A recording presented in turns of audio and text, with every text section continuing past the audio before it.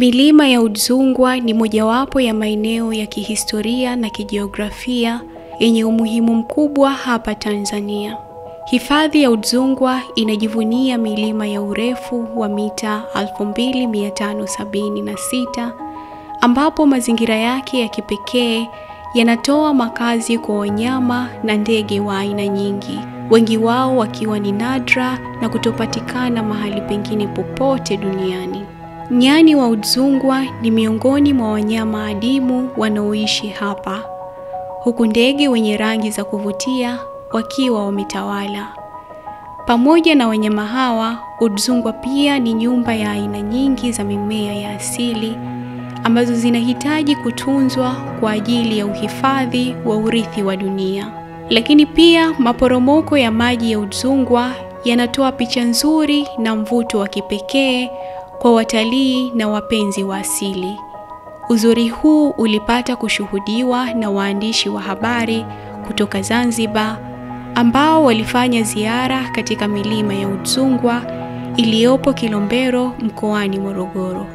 Ziara hii ililenga kutoa fursa kwa waandishi wa habari kujionea na kuandika kuhusu hifadhi hii ambayo ni mojawapo ya hazina kubwa za mazingira ya asili hapa nchini.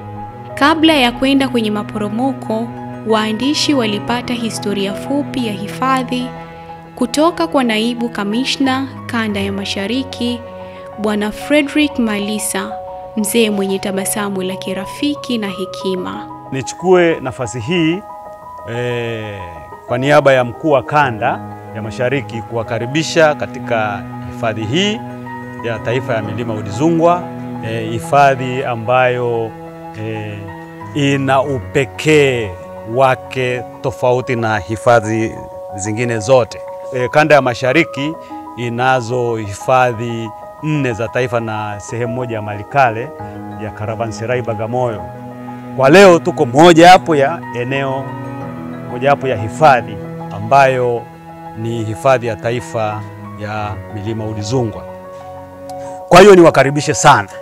Ilikuwa ni furaha kubwa kupata nafasi ya kutembelea hifadhi hii yenye mazingira ya kipekee ya milima ambayo imekuwa kivutio kikubwa kwa watalii na wataalamu wa mazingira kutoka sehemu mbalimbali za dunia.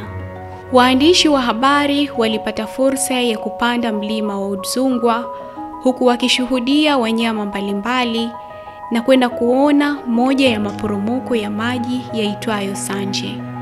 Maporomoko haya yana urefu wa mita 170. Hii haikuwa rahisi kwao, lakini walivutwa na uzuri wa asili pamoja na kijani kibichi kilichoongeza uzuri wa sehemu hii. Udzungwa inatoa fursa isiyokuwa na mipaka kwa wawekezaji kuwekeza katika miradi ya utalii, ikiwa ni pamoja na zipline na uendeshaji wa baiskeli milimani.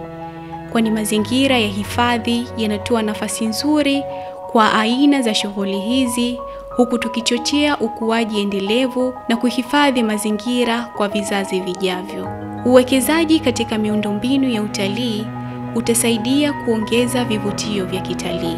Hivyo basi, ni muhimu kwa jamii, serikali na sekta binafsi kuungana kwa pamoja ili kuhakikisha kwamba hifadhi hizi zinatunzwa kwa ufanisi na kuwa na manufaa kwa wote. Watalii kutoka ndani na nje ya Tanzania, fika Udzungwa, gundua uzuri wa Tanzania na tafakari maajabu ya asili ambayo yapo hapa. Khadija Juma, Al Fatah TV Online.